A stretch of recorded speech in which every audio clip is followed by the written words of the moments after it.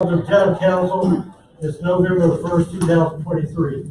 Thank you to everyone that's joined us here at Town Hall and those that maybe join us on Facebook. I appreciate you being here. We've got a lot to do tonight, so we're going to get started as quick as we can. First order of business, would you please stand with me and I pledge allegiance? I pledge allegiance to the flag of the United States of America and to the republic for which it stands, one nation, under God, indivisible, with liberty and justice for all. You may be seated.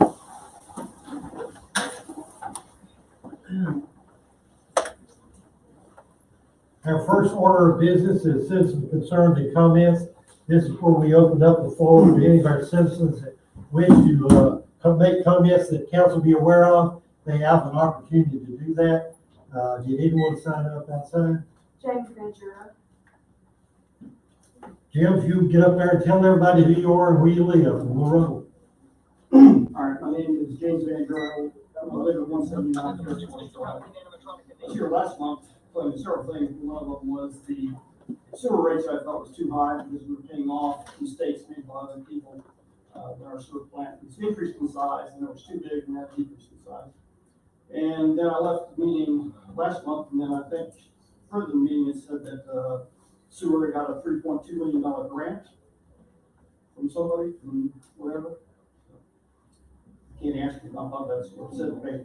So this is another reason if there's a $3.2 million grant, I know it's for upgrades and all this other stuff, but my sewer fees go into capital improvements and everything else. So this should be another incentive to lower the rates for sewer. Two, again, we're penalizing the elderly people because they don't use the limit for water. They're getting charged the full minimum limit from the DRW. And then we as a town match it with the sewer rate. And so again, that's an unfair tax for everyone. Thank you. Thank you, sir. Anyone else? No, sir. Thank you for everybody being here. We'll close the citizen concerns and comments. We'll move on to the approval of the Hey, agenda. Nancy, I'm sorry, Okay. you did sign the wrong sheet. Antonio Sewer? Yes, come right ahead. If you would, step up, give us your name and where you live. Hey, how y'all doing? My name is Antonio Suber. I'm actually born and raised in Rutherford County. Well, welcome back. So yeah,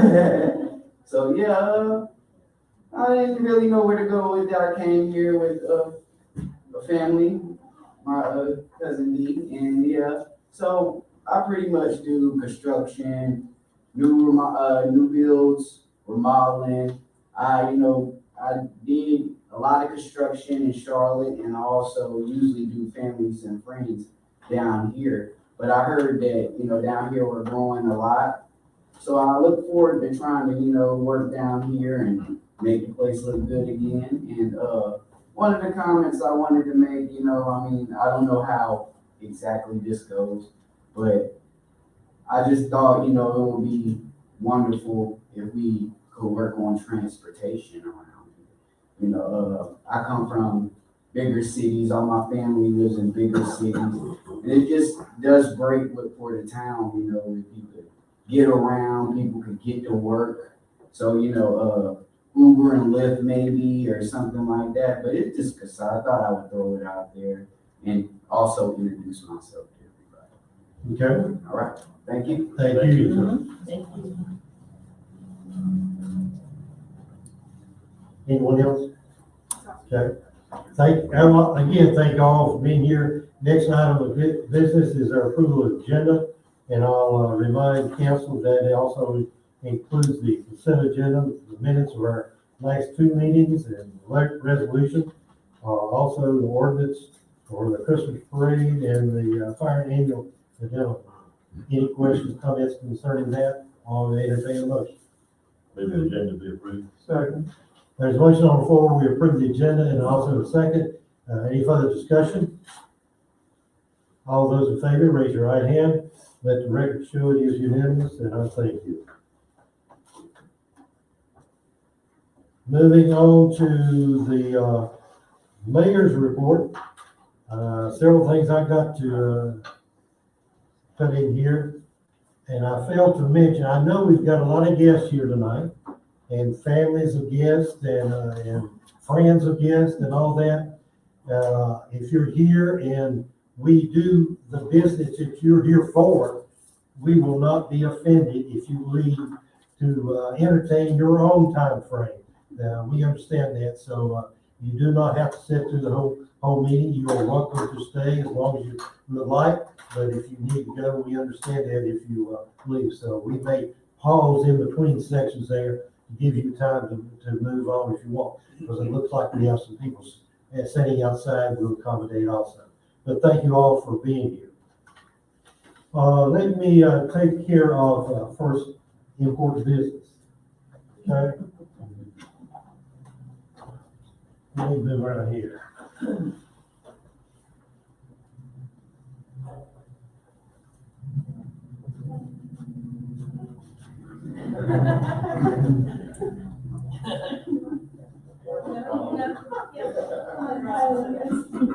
Mary wasn't here on that.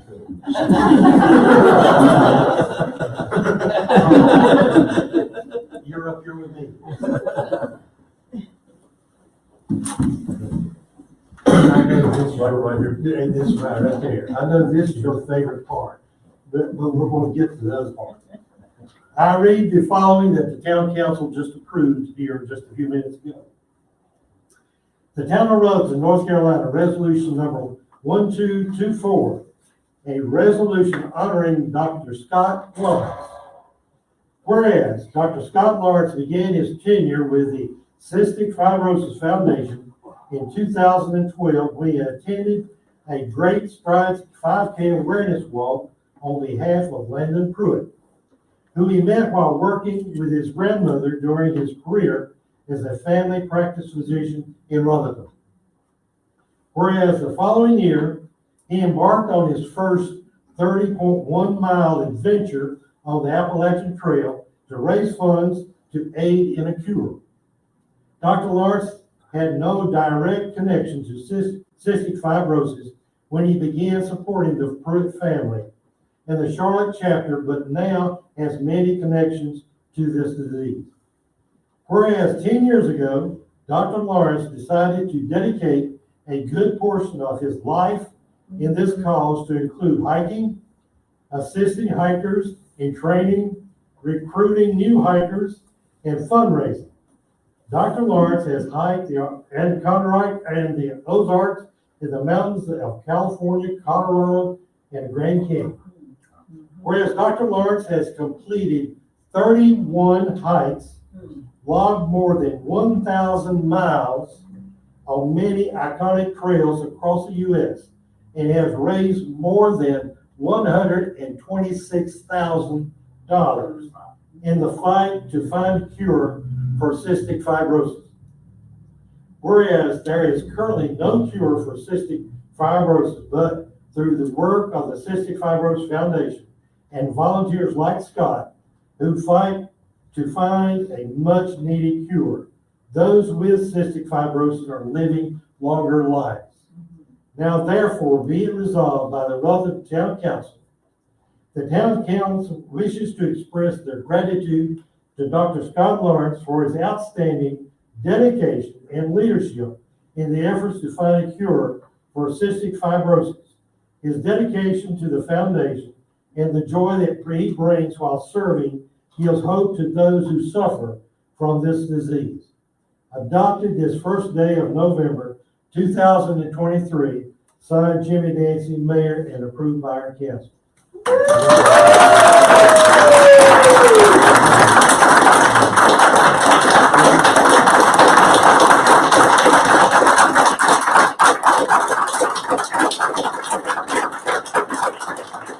Now, anybody that comes here knows whenever I hand one of these out, there is a requirement. You have to say something.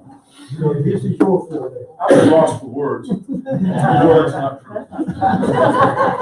You know, being surrounded by the warmth, I can crack a little bit here, but being surrounded by the warmth of a community and of people who care about something beyond themselves, I'm surrounded by.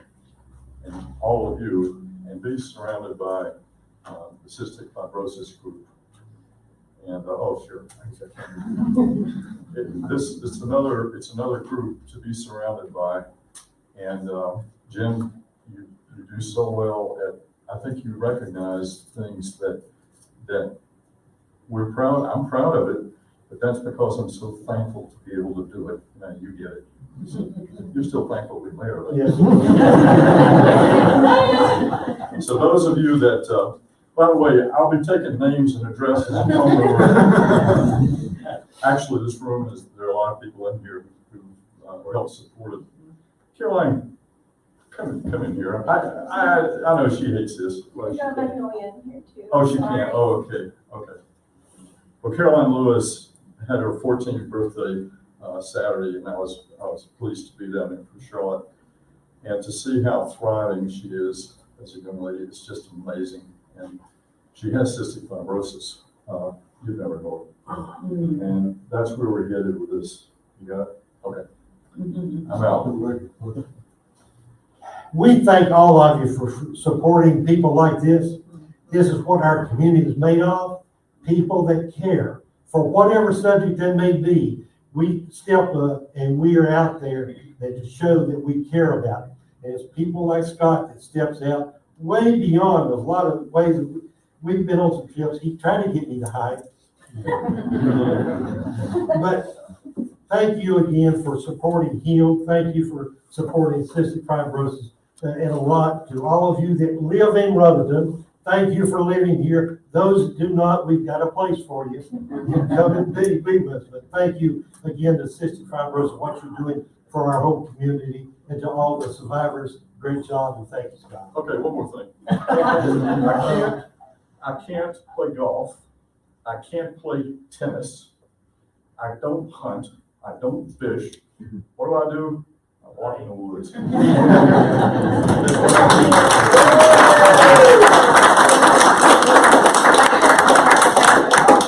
she get a picture? Yes. Sorry. Right there with the mayor. Over here, Rebecca's taking a picture. Oh. Sorry. Yes, please, yeah. Turn this way, they want one as well.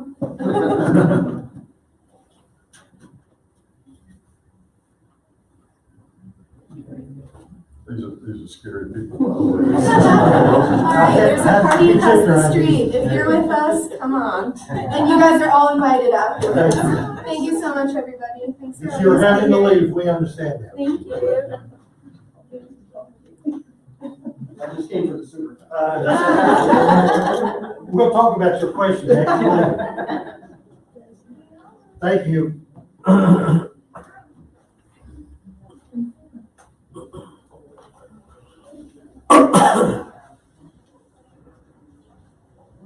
This is a special night because we got some other people to recognize here shortly. We'll do that later, but I'll get to tell you about some stuff going on. To remind everyone about the Veterans Memorial Service will be held on November the 11th at 11 a.m. in the Rutherford Cemetery. And Mr. Barrett has told us about the work we've done up there. Hopefully you've been by there to see that. If not, I encourage you to go by and look at the work that they did in the memorial. And let's remember that will be on November 11th at 11 a.m. Remind everyone about the Christmas parade. Registration is now open. And the Google form can be accessed via the My Rutherford Facebook page or the town website, rutherford.net, and the town Spindale website. And the Christmas parade will be held on Saturday, December the 2nd. And that parade will normally start about 5 o'clock here in Rutherford. Yes, 3 o'clock. 3:30 has been. Yeah. So we encourage you to come out for the parade.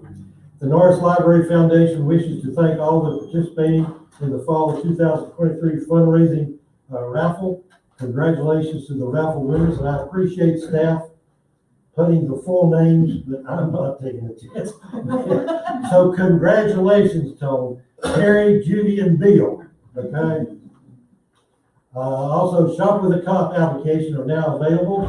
Application will be accepted through December the 1st. Those applications can be picked up at Town Hall, and family notification will begin December the 5th, and Shop with a Cop will be held December the 16th. And Chief, would you express to everybody in your department, the excellent work that they're doing on that, and what a great project. We encourage people to continue to support. The police department take the kids shopping for Christmas. So good job. Thank you.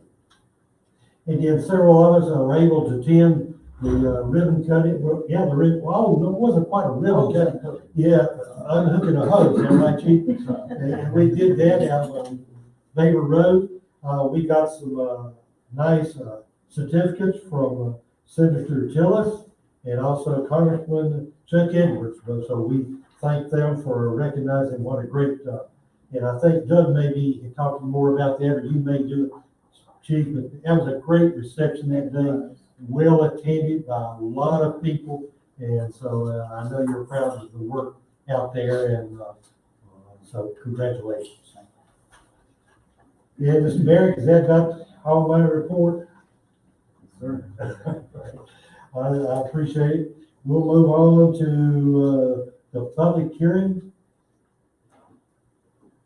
And if you're here for the public hearing, let me read what this is about. And then I'll declare the public hearing to be open. Is Rutherford redevelopment plan. The purpose of this hearing is to receive public feedback on the proposed Rutherford redevelopment plan. The plan outlines a framework to improve the quality of all neighborhoods throughout the town by focusing on strategies directly related to housing, including the number of uninhabitable and dangerous structures abandoned or boarded up through enforcement of the minimum housing code, unsafe building code, and prevention of demolition to out of town and abandoned structures. Ordinance among the community building and investment tools to strengthen neighborhoods highlighted in the plan. If there's anyone here who wants to speak on that, you're welcome to come and introduce yourself. Did anyone sign up that far outside? Okay. Being no one signed up to speak, I'll declare it being closed, and we'll move on. Is there anything, comments that you want to make? Okay. Moving on to 8. We got the important, this one gets seriously important people. It's the Citizens Academy graduation presentation. Mr. Barry, I'll turn it over to you and let you instruct us what to do from here on out. Well, for the last 7 weeks, we've had 12 participants that have been narrowed down to 10 graduates tonight that have spent time with the town, and we have learned just as much from them that I think they have learned from us. This is one of my favorite programs that we do as a town, and it reflects in the ability for our citizens to, one, be better informed about the services that we provide as a community, better engaged about how we perform our work in community, and to participate in the actions that we have as a community. And I think it's reflecting the fact that 50% of our town council are Citizens Academy alumni, 50% of our planning board are Citizens Academy alumni, and we have alumni throughout many boards and commissions of our community for a program that just started back in 2018 in their inaugural year. So I think that's a huge accomplishment for the way that this program was engaged or designed to be engaging, and more or less an opportunity for us at the time to innovate too as a team. And so over the course of the last 7 weeks, our graduates have spent time with myself to start and myself to end, but throughout the major part of that class, they got to spend time with our dedicated staff and our department heads to learn more about what they do day in and day out. And I think one of the participants at the end said, "Why didn't you tell us ways to be involved?" And so what they didn't know is our last class, that was the last ask. You don't ask somebody to get involved at the beginning, you keep the momentum moving forward. And so I'm super excited about the fact that they are now all educated about ways to get involved. They should all got an email from me about the wrap-up survey and the boards and commissions. And so I am just delighted tonight to celebrate alongside you. I warned them all last week that this, while it was a graduation, was also an opportunity for them to learn about the town council. They got to learn about bits and pieces of you from Mayor Dancy during his welcoming, and he attended the final class last Thursday. But I hope that some of them stick around after the presentation of some awards and gifts tonight, for them to understand how all of the culmination of the things they've seen over the last 7 weeks culminate in the town council's action on items. They learned about the redevelopment plan. They'll see how that gets implemented tonight. They learned about some of the things at the fire department and the plans for a new police department. So tonight they'll get a chance to learn more about those and watch you in action. So I hope and challenge them to stay around for a while, but I understand that schedules are busy. So with that, we will have an opportunity to kind of celebrate with you. So we have some, I told you all that we had some gifts for you, and this is one of my favorite gifts to give away, because the only way to get one of these is to be a graduate of the Citizens Academy. So Mayor, if you'll come around and help me with these awards, I'm going to ask Sonia and Jeannie to help me with the gifts. And so what we're going to do is give out your gifts first, and then I'll read one of these to you before we start that. So this just says, this certificate presented to has successfully completed the Town of Rutherford Citizens Academy on this, the first day of November 2023. The resident of Rutherford has attained the knowledge, skills, and abilities to perform in the town's governmental structure and may be applied to future civic and community commitments to be on service and advisory boards, committees, commissions, and other opportunities afforded to enhance the quality of life in Rutherford. So now, for those watching online, to get involved, you don't have to just go through the Citizens Academy. We'll get you involved. But I can tell you that these folks that have taken the time to learn more about the town and our operations are much better suited to perform duties like the town council, our planning board, and so many other duties that the town does every year. So with that, we're going to start with the gifts because we'll get to the diplomas here in a minute. So first we'll call on Dee Hansberry. And what we'll do is if y'all come up, we'll give you your gift, and then we're going to take a big group picture. So come on up and hold this. If you'll just come up and hold it, we'll get everybody up here. Next is You gotta get a photo. Oh, we will. We'll get one of everybody. Eric Walton. Just kind of hang over there. Yep. Madison Rosnell. Come on around here. We're going to take a picture. Yep. There, lady.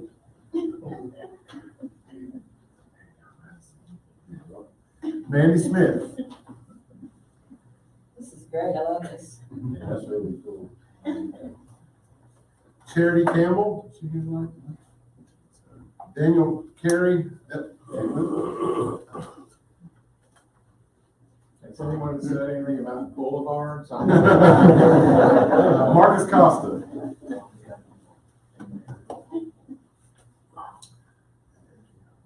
Ben Bordeaux.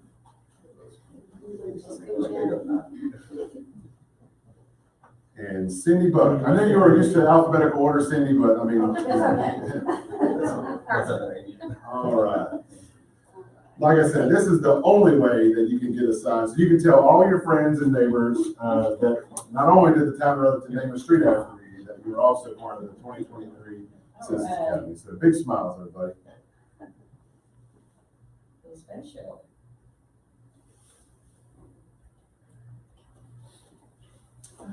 Please, I know you got your hands full with your signs. Please take a moment to find your name as a graduate certificate there. And I just want to say on behalf of all of the staff, thank you.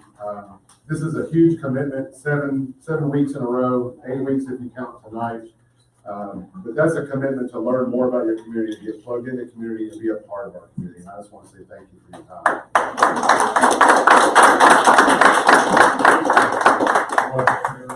Oh, thank you. I'll let you get seated because I can't take up time to say something.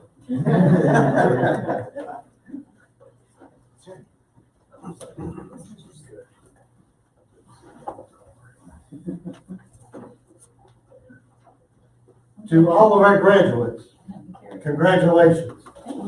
We have found from the success of our town, our staff, as council, that we can depend on success if there's commitment. And that's what you did when you first signed up to be a part of this program. You committed yourself to from the day one to the end. That makes a difference. As someone in leadership, you can tell those people that are committed. They work, they accomplish what they're set out to do. So you did that, so congratulations on what you've accomplished with this. But this is part of this beginning. As Doug says, you know some stuff now. Now we want you to be a part, full-time, for our town, for whatever it is your talents lead you. And in fact, you probably have some talents you don't even know about yet. But let us find those talents, okay? So come and be with us, find what you like to do, be a part of it. As you already know, this is a wonderful place to live, wonderful place to learn, but it's a wonderful place to be committed to and for improvement. And it's a class like this that makes us all pleased. Council wants to thank you for your commitment to Doug. Doug's the greatest teacher we've ever had. I never guess without all my associate professors and department heads. But thank you again. You're always welcome to come back to a council meeting. We always meet the first Wednesday of every month at 5:30 here, so you're welcome to come and be a part of it. But I look forward to working with you on different projects in the future. And as I tell everybody, if you ever see me, I don't care where it is, you speak to me. And but thank you again for what you've done. This is one of those sections. If you've got prior commitments that you have to go, then we will not talk about you once you leave. So, but we understand the situation, and we thank you and family members and friends for being here. But thank you again.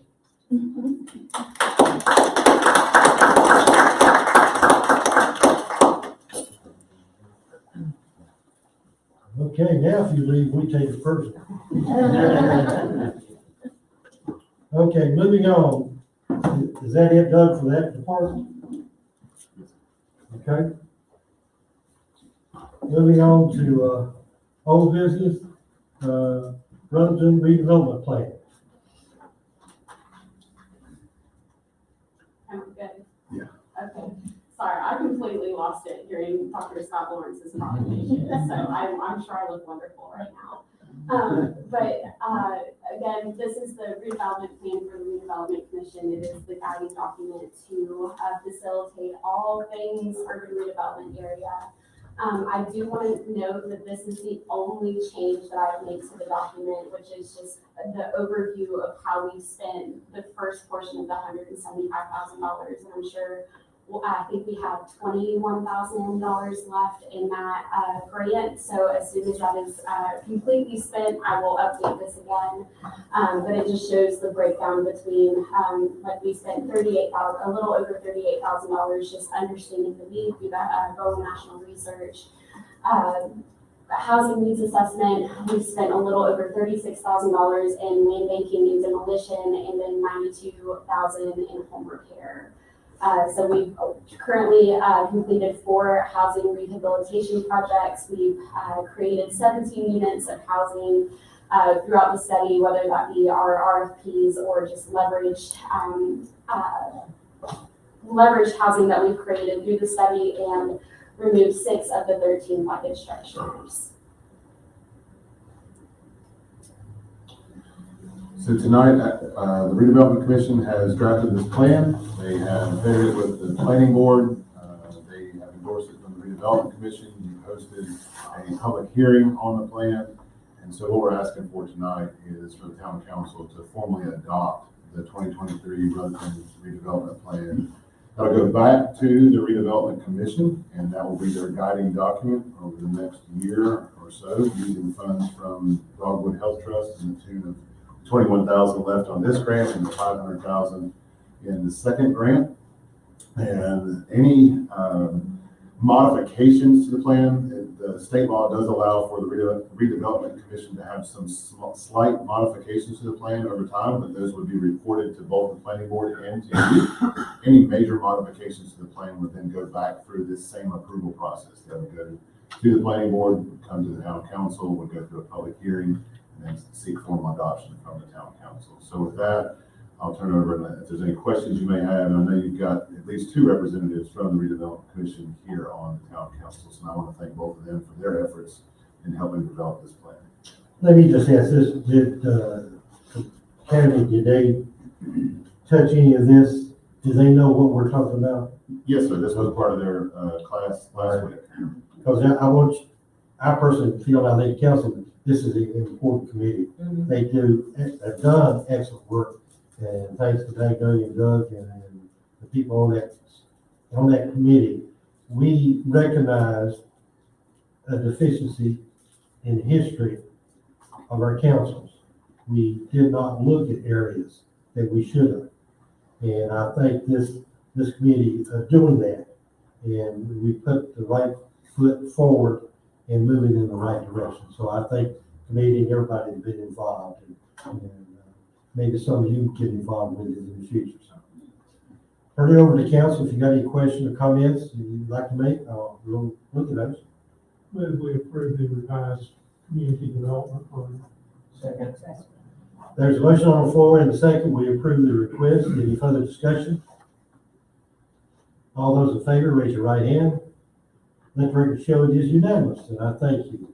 And again, I compliment the committee and the work that everybody's doing, and we should all be proud of the work that we're moving. It's one of those that we need to move forward all the time. So thank you guys for the work. Moving on to, yes, sir. Before we move on, can I interject real quick? Yes, you can. Magnolia, can you come up front?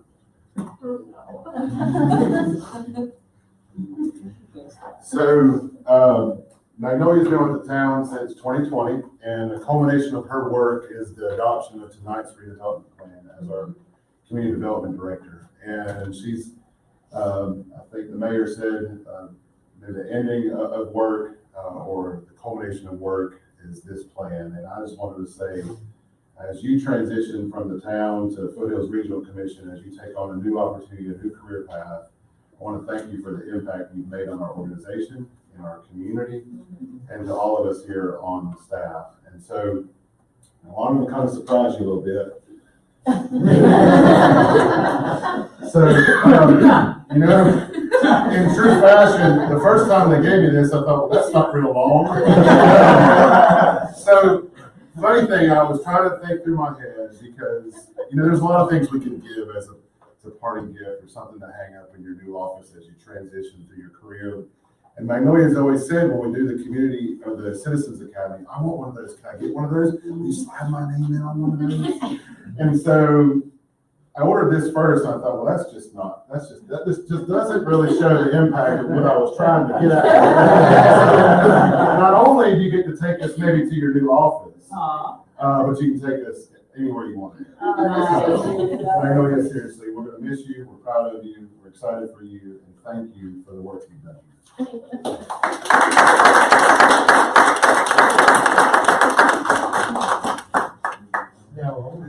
Now, I have a lot of reasons in sadness of Magnolia leaving.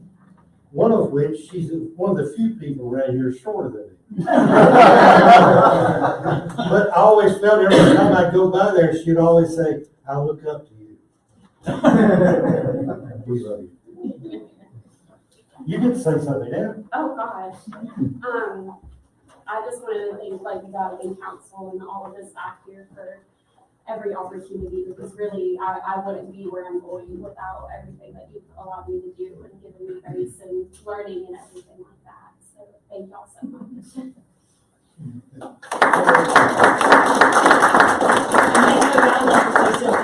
Helping these towns, New Hope and Fairview, they're gonna miss you. You really know the nuts and bolts about our communities, don't you? Yes. You're gonna miss that. I I shouldn't have left. But anyway, success to you, okay? They're gonna miss you. I And do actually- miss them too. Actually, Magnolia's working close by, so we will still be working together on several different projects. So we're just, you're moving from one place to another. Yeah. But it's glad, we're extremely happy that you spent some time with us. Thank you. Thank you. That's great. Now moving on to new business. Okay, authorization to submit requests for funding for wastewater director project. So, we talked about before that we have been allocated funds through the state budget, and one of those is a three $3,630,000 request for some sewer projects. As being administered by DWQ, they're administering it as the same way they would administer a regular grant process. So even though we have been awarded the grant by the state outside their granting cycle, they're treating it as if it is a grant cycle. And so in that process, if you remember when we go after state grants for water and sewer projects, before we're awarded, you have to authorize us to apply. Then once we'll get an award letter, then you would authorize the ability for us to receive those funds, and then we would expend those funds. And so what I'm seeking for you tonight is authorization to sign the state forms to seek the funding dollars. Then we would get a package back from DWQ either at our December or January meeting, and you would authorize the receival of those dollars. So tonight we would authorize the receiving of, at this point, they have taken a 3% administration fee, and so our number has been reduced to $3,521,000. I can say that the mayor and I have met with some of our General Assembly representatives, and they were not happy about the 3% administrative fee because that was not part of the state budget. And so that may get rectified, and our grant may go back up to $3,630,000 as originally budgeted.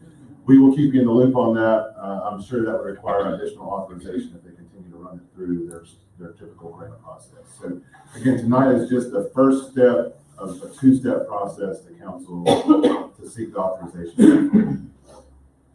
Question or comments from council? As we approve the request for funding authorization. Motion on the floor, we approve the request. Is there a second? Second. There is a second. Any further discussion? All those in favor, raise your right hand. Let the record show it is unanimous, and I thank you. Moving on to item D, authorization to RFQ process for police station and town hall project. Yes, sir. So this was the bulk of our conversation at the council's special workshop session on the 17th. Say that 3 times fast. And so this is the second of some state funding. The town was awarded $4 million for the purpose of capital improvements for our police station and other municipal buildings. At our work session, we discussed the opportunity of how to best move forward with the use of those funds. And so what we're seeking tonight is authorization to send out RFQs for architectural services for 2 projects. Project number 1 would be to move forward to seek an architect to finalize the plans for this facility to be transformed into a state-of-the-art modern police station for our police force. That would be RFQ number 1. RFQ number 2 would be for our new town hall. And that would be a 2-phased approach. Approach 1 would be to basically take the space needs study analysis that we did with Talley and Smith, to validate that, to work with council, to do interviews, to seek what our true space needs are for a new community building. And then also simultaneously to evaluate the 2 properties that the city owns downtown, both the northeast and southwest corners of the intersection of 2nd and Main, and to evaluate those based on the space needs, the construction ability, the construction costs and feasibility for the long-term impact of a facility on one of those 2 corners, and to make a recommendation to the town council about a floor plan and conceptual drawing for one of those buildings to include a conceptual budget for that recommendation. Once that phase is complete, then council can authorize phase 2, which would be to move into the construction drawings as to which option is chosen and which building is chosen. And so with that, I will stop and let you ask any questions. This again would be part of that SCIF grant for $4 million from the state to hopefully cover both of these projects. Questions or comments from council?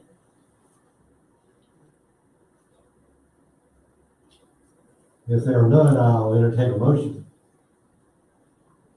I move we authorize the town manager to move forward with 2 RFPs for the police department and administrative office.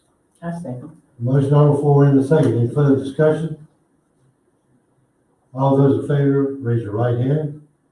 Let the record show it is unanimous, and I thank you. Item C, Rutherford Police Department staffing increase request. I really hope that council had an opportunity to read the request for council action before this, but I'm gonna kind of go through this as much as we can. And Chief Engel, if you don't mind, maybe come up to the podium if there's anything that you feel like adding to my comments, or if there's questions from council, I'd love for your comments to be a part of this as well.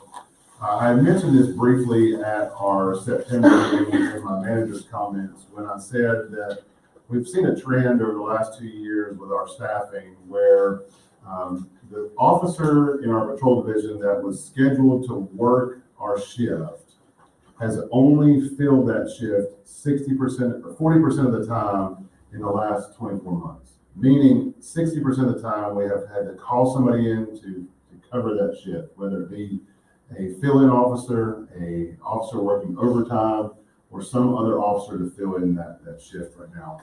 Our minimum staffing is 2, and the way that we're staffed, we only have 2 officers dedicated to each shift.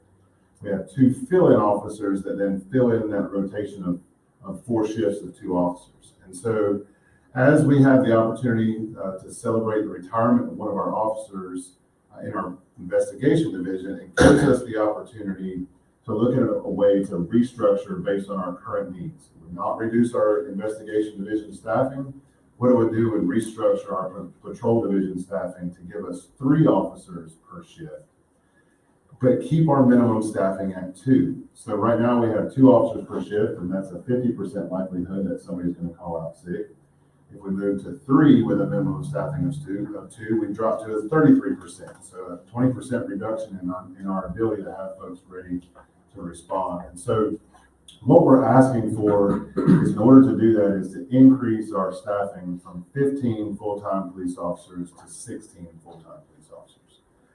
That would be a $70,000 request, because about a half of that would be funding the retirement of one of our patrol or our investigation division lieutenants.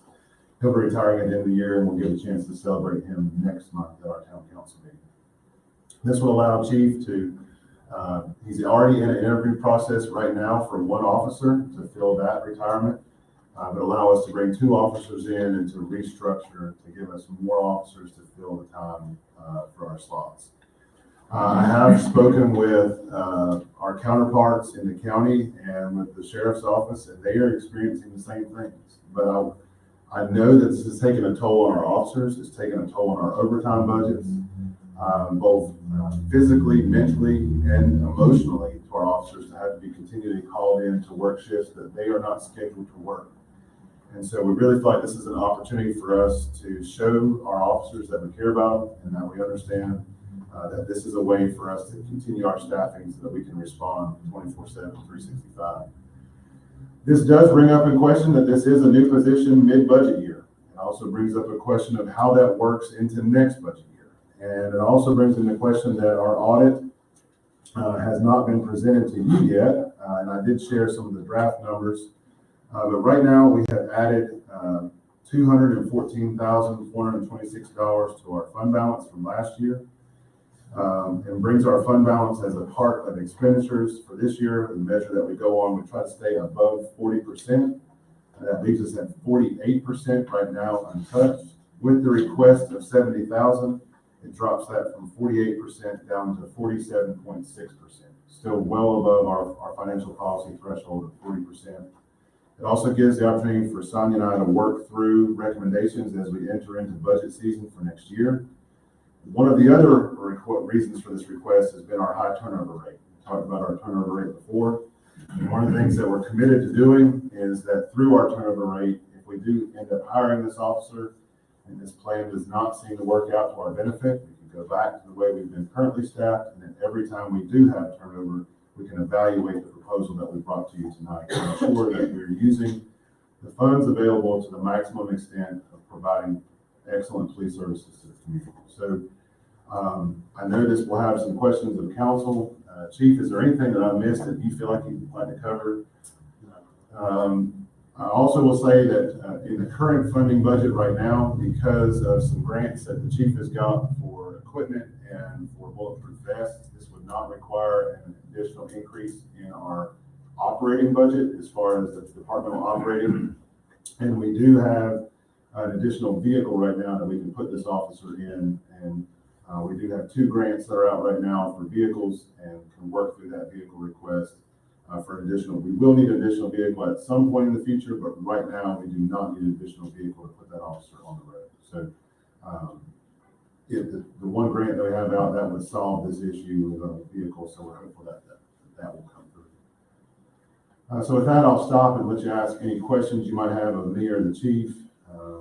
But like I said, right now, this is an opportunity for us to wisely use fund balance dollars to help support our police department, to kind of use an opportunity to restructure and to bring another officer on to help us in a situation where we really need some officers out on the road. And I think the one thing I didn't preface all those comments with is currently we have 2 officers out on injured reserve.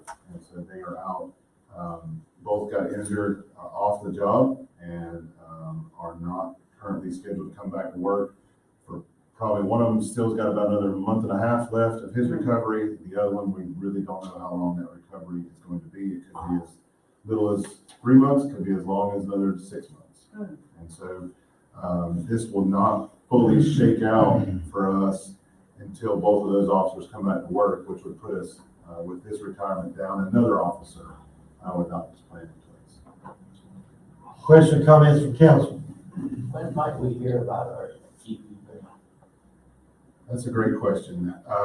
It is caught in the red tape right now. So when that grant was put out, they were seeking rural communities to be leaders in EV. And they wanted rural communities to use this as a test pilot for EV deployment. We were the only community that applied, and they would like to fund us. The problem is the funding was using federal dollars, which have Buy America requirements tied to them, and none of the electric vehicle manufacturers can meet the Buy America certificates.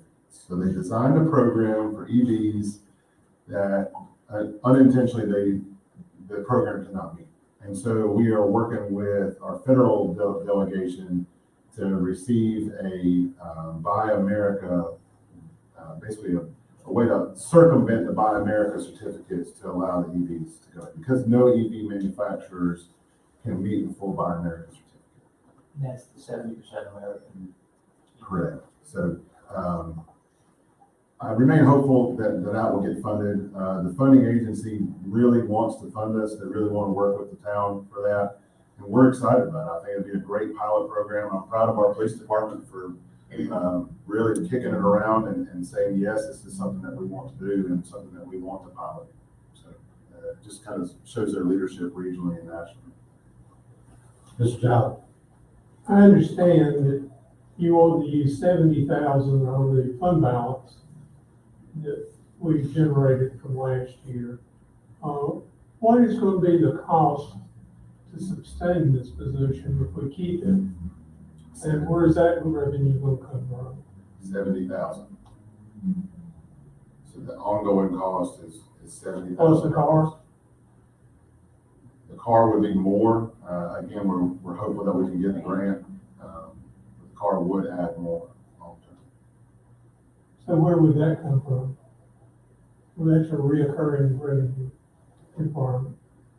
Based on our ability to restructure and the fleet that we have, it just really depends on how we do that. And I'm not trying to be vague with my answer, but we can move vehicles around to where we have lesser cost vehicles, say in our investigation division, that don't need to be pursuit rated. And so that vehicle might cost 20 to 25,000 instead of 40 to 50,000. We might be able to lease a vehicle. There's ways for us to work through that in next year's budget once we get through that process. So it would be worked through our budget process for fiscal 25. Excuse me, I misspoke. I was interested in the reoccurrence of the $70,000. Well, one, we'll have officers out now. So this 70,000 is the worst case scenario if the 2 officers that came back, that are out on injured reserve, came back to work today. And we hope they do. And we hope they do. And we have no turnover between now and the end of the year.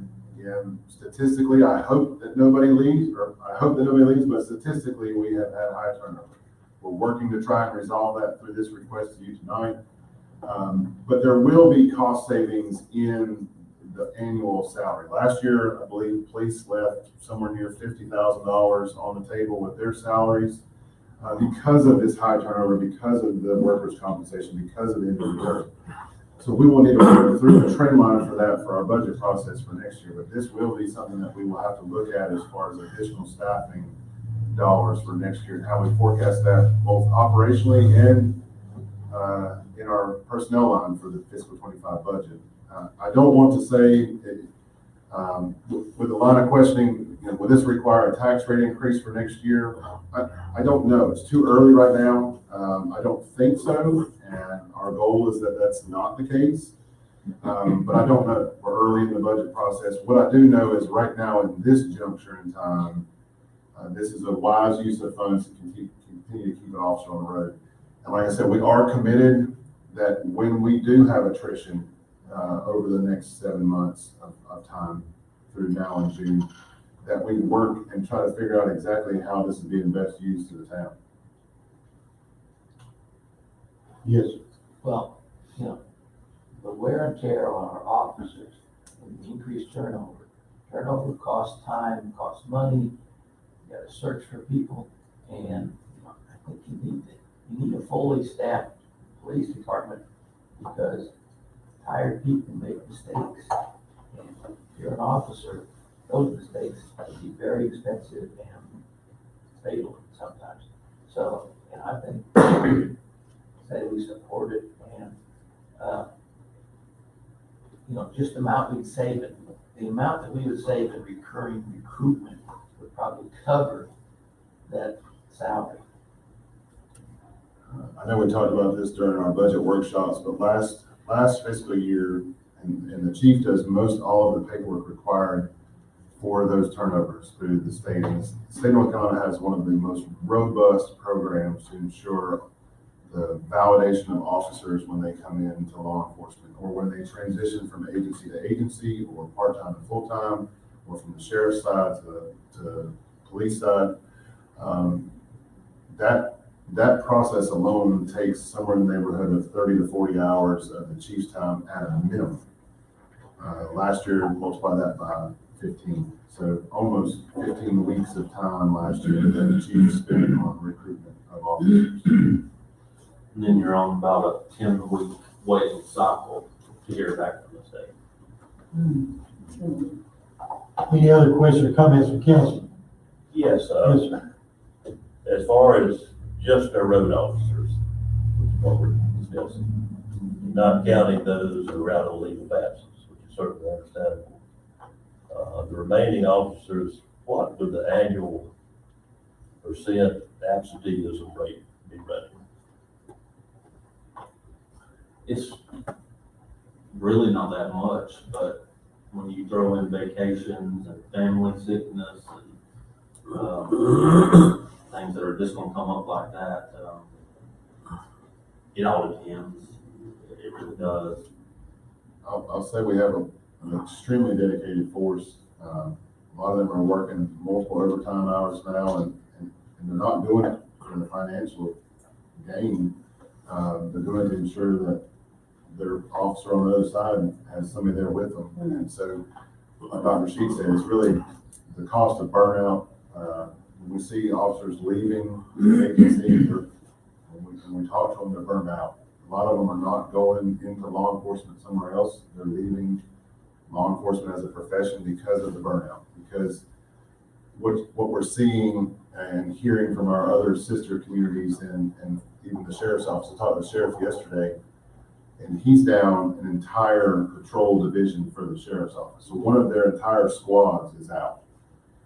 And so on the same issue, either medical issue, family issue, workers' comp, whatever the case may be. And so that takes a toll. And so, but I would say, I mean, your staff is not one to abuse sick time or abuse vacation time. Doug, we're paying all these guys doing extra shifts, they get overtime paid. The amount we'd save paying overtime and having would probably, again, cover an officer. Yeah, and I would say that we wanted to give you the worst case scenario. 70,000 is the absolute worst case scenario. Again, if everybody comes back, but we need to allocate for that. We won't spend it all if we don't need it, and it'll go back in the fund balance at the end of the year because it'll be tied to a salary line, just like last year. We gave back, I think it was 56,000 in the fund balance for police last year. And so you're exactly right. As we go into our budget planning, we'll look at what those overtime savings are. We'll look at what we've been looking at from the trend line of savings. I would imagine that we would probably only use about 2/3 of this request tonight at the worst case scenario when we get to the end. Any other questions or comments from council? So what we would ask for tonight in the form of a motion is really just to authorize us to increase our full-time headcount by one. It would require a budget amendment. We're not prepared for that budget amendment because we wanted to give you the opportunity to have conversation. So what this would be reflected in a budget amendment next month to authorize the use of fund balance dollars. It'll take us that long to at least make an offer of employment to somebody and bring that back. So at your meeting next month, there'd be a budget. If you did approve this tonight, there'd be a budget amendment in that amount of funds so that we could use those to pay for the office. Any other further questions or comments? If not, I'll entertain a motion. So moved. Motion on the floor, we approve the request. Is there a second? I said, There's a second. Any further discussion? All those in favor, raise your right hand. Let the record show it is unanimous. Thank you. Thank you, Chief. Move on to item D, Rutherford Fire and Rescue Letter 26, replacement. All right. Chief, you want to take a stand now? Our last allocation of state funds was a state fund in the amount of $1,650,000 to replace our ladder with a new fire ladder. Piece of fire apparatus that fired aerial device. Chief has been working over the last month or so, talking to other chiefs in the region and kind of looking at apparatus that can both maintain and navigate our hilly terrain here in Rutherford, some of our tight streets and tight corners, and has found a fantastic piece of apparatus that will no doubt last us for the next 30 years of service to Rutherford Fire and Rescue. It's a SMEAL fire apparatus. It comes off a spec from the city of Hickory and the city of Hendersonville that run very close trucks to this, and also I believe that Cramerton Fire Department right outside of Charlotte. But SMEAL is the sole source apparatus for the city of Charlotte. And so these trucks are tried and true. The dealership and the folks that would maintain these trucks are over in Denver, North Carolina, and maintain a shop and a fleet of mechanics to help us. And so these trucks, again, are in Charlotte, Gastonia, Hendersonville, Hickory, and Cramerton are the ones that we know of, at least right around here. And so Chief can walk you through some of the neat things about the truck, but we'll kind of go over the finances. So if you remember, we were allocated $1,650,000 from the state. And part of the reason to bring forth this request tonight, and the request we'll talk about after this, is the time of manufacturing. Right now, for the ladder truck, we're looking at 450 days before it's delivered to the town. It used to be every month, but now it's about every 10 days or so, the manufacturers are telling us there's a price increase and a delay in time. So the longer we wait, it truly does get more expensive. And if time is money, it gets even more expensive because there's a time delay. And so the piece of apparatus came in under our grant amount. So a reminder that our grant amount is $1,650,000. The purchase price would be $1,487,577. And we would do that with a 50% down payment once we receive the grant funds and 50% at the receipt of the truck in 450 days. That saves us some funds and brings our contract price down. But right now we're looking at taking delivery of the truck in January of 2025. And under this scenario, it would still leave us without interest earned on the balance we would retain between now and then of $162,456 to again implement that truck or other fleet saving or other fleet implementation for the department. With that, I'll stop, let you ask any questions you may have about the truck itself, or questions you had maybe of the chief about the truck, or chief, before they ask any questions of anything you'd like to add about the truck itself. Let me just make a statement to our citizens. Can you imagine a truck costing $1.5 million? And that's a good deal. That's a good deal. I mean, $1.5 million. It's outstanding truck, obviously, but gosh, can you imagine that? $1.5 million for a truck. And, but, God, and you guys are facing it all the time. And as Doug said, in talking to them, you talk about prices going up all the time. Yeah. That's a bottom price. That's outstanding, but congratulations, Doug. While I've got the floor, this is not a political statement, it is a true statement. If you come across anybody from Raleigh that represents us down there, thank whoever it is, because they're responsible for us having this truck. They're responsible for putting lines in the ground for our sewer system that a couple hundred years old, I don't know. They're responsible for possibly redoing this building for our police department. Without them, we couldn't do it. So if you ever come across them, be sure and thank them. We try to do as much as we can, and they told us point blank, and we told them, we send you something, we're going to do what we say we do, and we're not going to spend the money for something else. And we were told they look at that, and they talk about it places that don't do that, and these comments comes up about their next future request.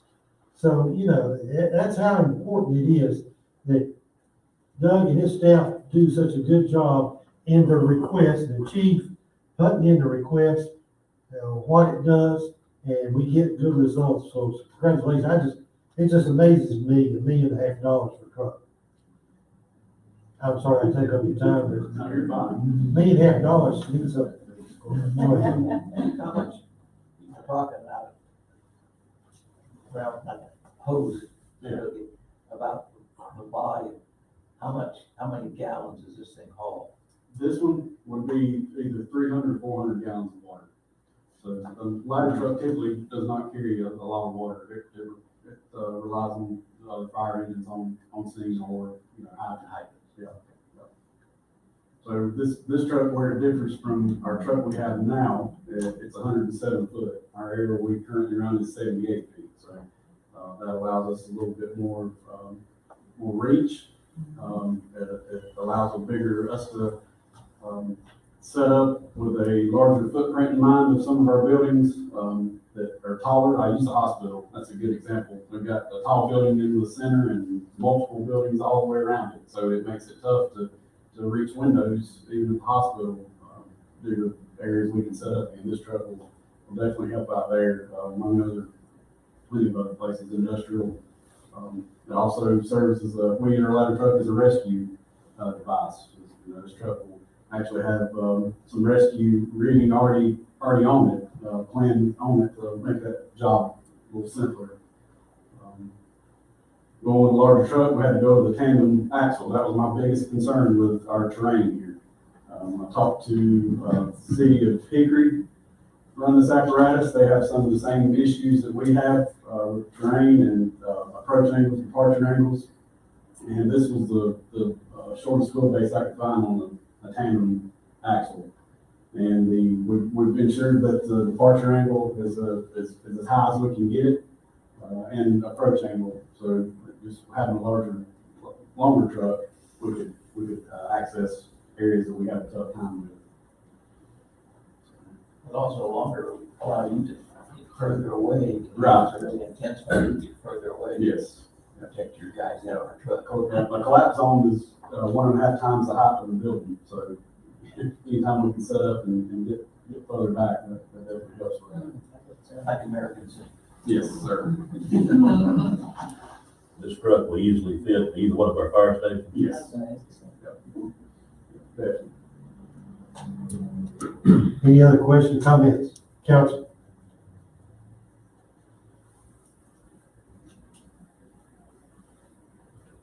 I was just thinking about, $1.5 million. If the hospital has a problem or somebody else has a problem, we come out there, you're not gonna ask how much that cost. That's gonna be the farthest from your money. You're gonna say, thank you for getting here, and thank you, you're able to get up for it. So that's what we need to look at. Yes, sir.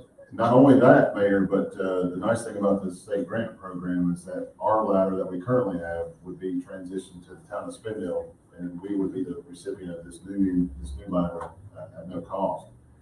So in that scenario for the hospital, not only are they gonna look out and see one ladder, they're gonna look out and see 2 ladders and say, thank you, Chief, for ensuring that our citizens are well protected through this whole grant process. So it's not only just the one ladder, now it's both ladders and additional capabilities that we did not have before when it comes to multiple corners of buildings to be occupied by a ladder service. And so it adds multiple capabilities to the citizens of Rutherford to be well protected. And I think that assisted in granting the full amount. Because when Raleigh looked at it, they looked at it, they're helping Rutherford, but also they're helping Spindale. So everybody likes to help everybody. Right. So, I think that helped the grant request that we sent, and I think that played a big role in doing it. So, any other question, comment, council? You have 2 stations now. Which station do you park at? This will be the main station. That's what we've got. That's where we have our tallest buildings and most of our industrial facilities. We approve the purchase of the ladder truck. Motion on the floor, and it's several seconds, so you choose whichever one you want. Approve the request. Any further discussion? All those in favor, raise your right hand. Let the record show you is unanimous, and I thank you. Congratulations, Chief. Thank you. Thank you, sir. All right, well, he doesn't get to go anywhere. All right. The next item up for grabs is the replacement of engine 2611. Engine 2611 is a 2000 model year frontline pumper. It's got 23 years of service. NFPA recommends that engines perform 15 years of frontline service and then 5 years of reserve status for a total of 20 years of service. It's kind of industry standards for that. So we knew, coming into this budget year that we would look to begin replacing engine 2611. Typically, the replacement of apparatus was in a 12 to 18 month process and kind of would fit in line with making the order this year and fall right in line with our debt service for our apparatus. But we have been educated that now is a 900-day industry standard for the ordering of fire engines. So now we're back down to the engine. So just a typical fire engine now is at 900 days wait time across the industry. And so we have also been told that every 10 days there is a chassis upgrade in price. Matter of fact, the last time we talked about this price, it was $8,900 cheaper, and the vendor said, hey, if you can get your town council to let us know before the 31st, we'll be glad to honor that price. And my response was, we've got a meeting on the 1st, less than 24 hours after that. I'll call you at 7:30 that night, let you know how it goes. So sorry, that's $8,900 more every time we get that. No question. One jump, $8,000. So the chief has been working with engine manufacturers. Matter of fact, if you read your documents earlier this week, you saw that we were looking at proposing a different manufacturer, and that price was $855,000. Chief has been working with the manufacturer Smeal, so it would be a sister engine to the latter. So same manufacturer, using Sourcewell pricing, we were able to drop that to $804,092. Again, 900-day delivery. And so being a delivery date of April 2026, what we're asking for is we're asking for authorization up to $855,000 to ensure that nothing is missed on that engine as we final out the pricing of it, as we final out the pre-paint in 2.5 years from now, when we go for what was called the pre-paint. That's when the body and the engine come together before it's painted. And so that's typically the time when the fire department inspects that to make sure the truck truly matches the drawing, when nothing was missed in the specifications. And normally in that process, you would spend somewhere between $15,000 and $20,000 in add-ons, things that were missed, things that, were thought about that can better serve the agency. That's probably going to be a little more expensive in 900 days from now. And so we're asking for a contract not to exceed $855,000. And how we would pay for that is through the use of debt service. The debt service on our Squad 26 pays off this year. Over the next 2 budget cycles, we would have a capital reserve set up to continue those debt service payments, to bank those for a down payment on that truck. And then the balance of those funds would be taken out over a 5-year debt service cycle, just like we've done for all of our apparatus now. This does delay that over 2 years, but it also gives us opportunity to pay down or to save down 2 years worth of funding to help us bring that back in line with our current funding strategy. So, and hopefully, based on what I heard this morning about the Fed not raising rates, maybe the rates will come back down and it'll be even more affordable in 2.5 years when we take up delivery of that truck. And so tonight, what we'd ask is the authorization to move forward with the purchase of a Smil fire apparatus for a contract not to exceed $855,000, to be delivered in approximately 900 days. Question or comments? Yes, sir. Are we gonna be held to the same thing where 50% paid down? No, sir. We told them that this truck would be different. That on the ladder, we were able to save around $60,000 by doing the 50% down and 50% at the end. Knowing that we're going into this using debt service, we don't want to open up a debt service now and then keep that open for 3 years. So we would pay for the truck upon delivery with that debt service. And so we could save a little bit of funding there, but honestly, I just don't think it's worth it with the interest rates at this point using taxpayer dollars. I think it's worth to see what interest rates are in 2.5 years and for us to be able to save dollars in our capital reserve, continue to bank those debt service payments for the next 2 fiscal years. Yes, sir. And I understand that we will have 2 fiscal years before we commit to the truck. Correct, because Save $98,000 a year. it would not be delivered until at the earliest April of 2026. So we'll have right at 200,000 that would be in the, Correct. before then we go to 5-year debt service. So not knowing what the interest rate would be, we're gonna be financing 150,000 more than we're currently paying. So it's gonna cost us 5 years, 30,000 plus or minus more than we're paying right now as we approve this.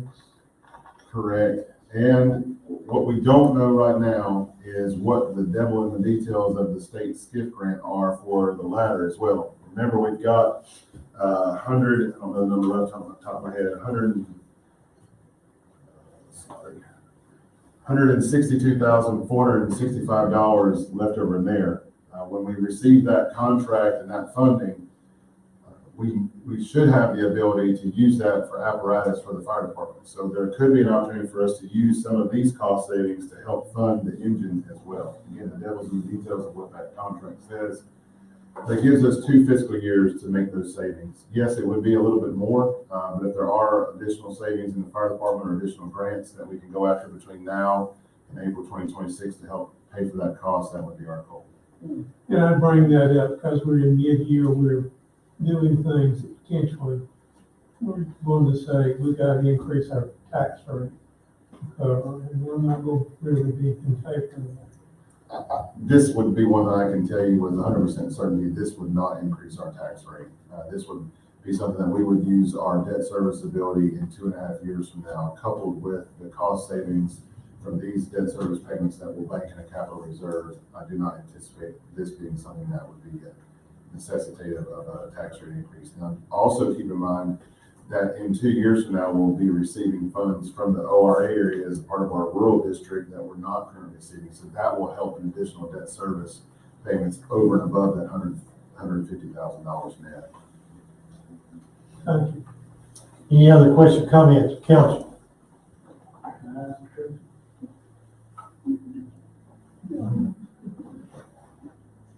move we put the order in for replacing engine 2611. Motion on the floor, we approve the request. Is there a second? Second. There's a second. Any further discussion? All those in favor, raise your right hand. Let the record show it is unanimous. Thank you. Moving on to item L, ordinance 12-24 fiscal year budget amendment. Okay, I'll go through these. The first one, I wanna say our junior firefighters manned the bouncy houses at the Hilltop Festival. And they raised $1,875 in bouncy houses, and they worked out there all day. So we were just gonna recognize that revenue, put it back in their line, which is the Explorer program. And I think Chief was thinking about getting them some uniform type things to help them fit in better among the full-time and volunteers. Well, I was a part of that contribution. It wasn't for me.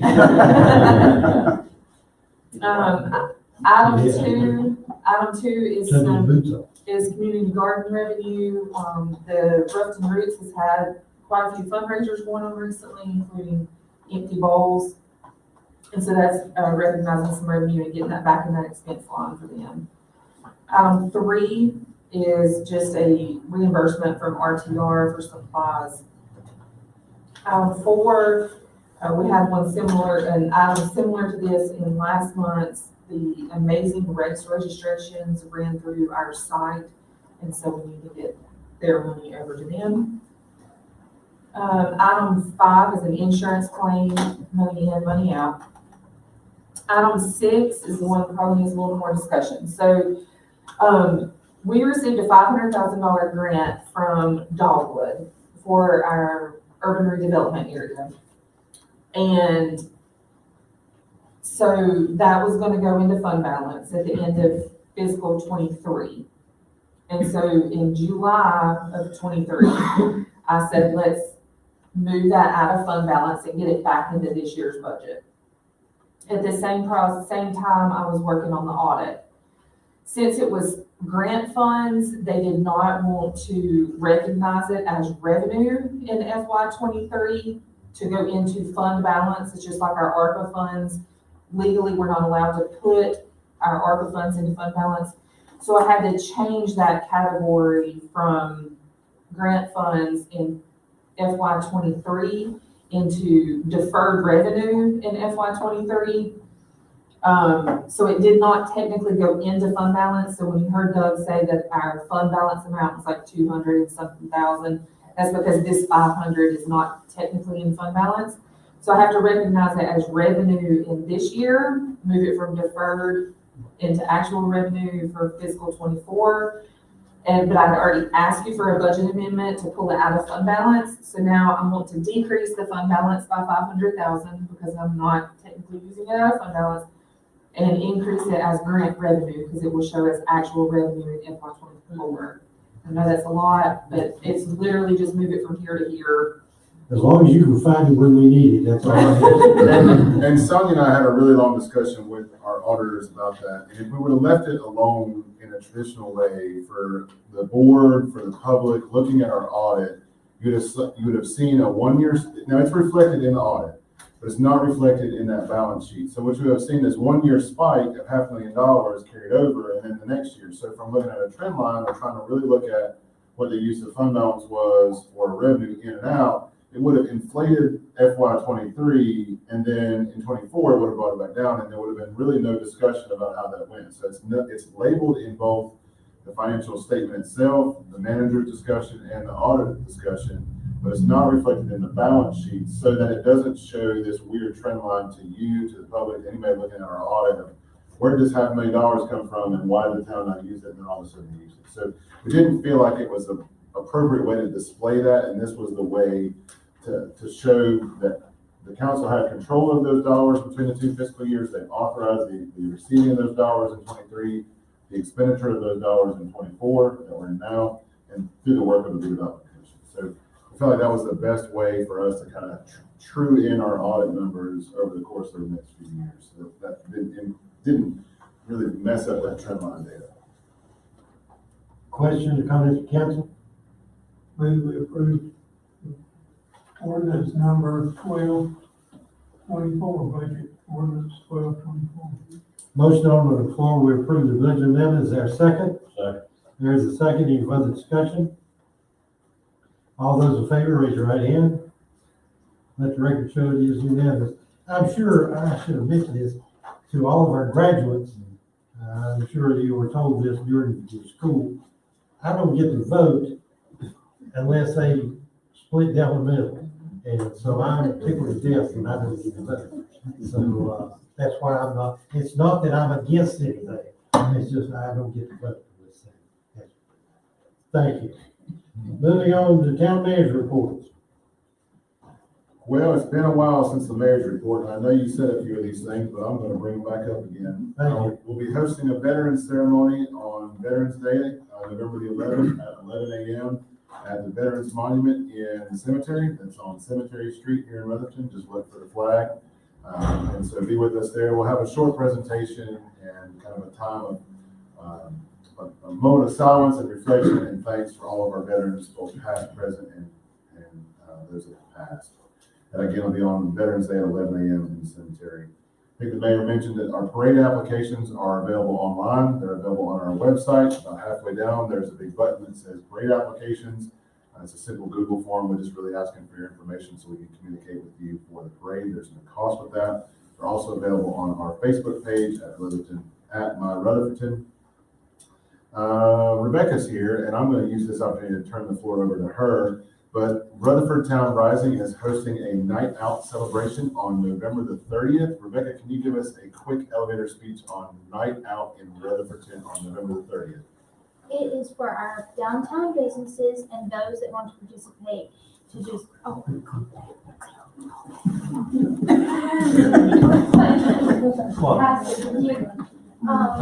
couldn't hear Night Out in Rutherford is for our downtown businesses to bring in the holiday season, to support Shop Local, and it's bringing the holiday spirit into downtown Rutherford, making it a picturesque Hallmark town where people can walk up and down Main Street and into the businesses. The hope is to have something in every store that is participating, like whether that be samples of some kind or whatever they want to have. I thank you for doing that because I think it helps stir some enthusiasm and spirit among our people on Main Street. The same way when we did the festival, the way we did it, I think it brought them into the festival. So I thank you for doing that. Appreciate it. And then we'll get a handbill choir. Yes. Possibly some And choral singers. I would be remiss if I did not mention it, but a big thank you to Jim Mason because he is providing the lantern or the luminaries in front of the businesses. Well, great. Thank you. Just a reminder, next month at our December meeting, we'll have a resolution for the street names. Remember, we said we would do that effective January 1. We have been working with notifications on those. There'll be an additional notification on all those residents. We will have that resolution on our December meeting agenda for the street renaming as a part of the bypass construction. And I believe that's it, man. Oh, last thing. I did talk with Keith. I see him in the crowd out there.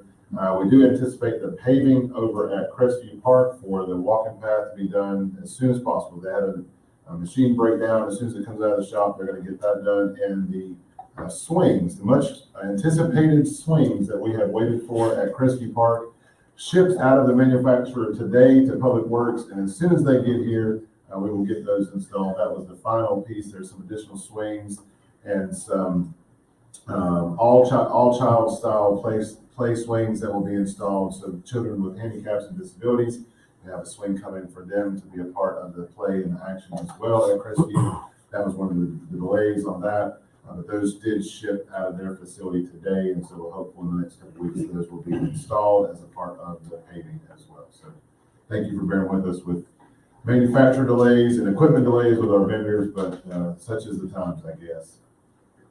Yes. And also, these boys have the signs up on making 6th Street one way going from Main Street to North Washington.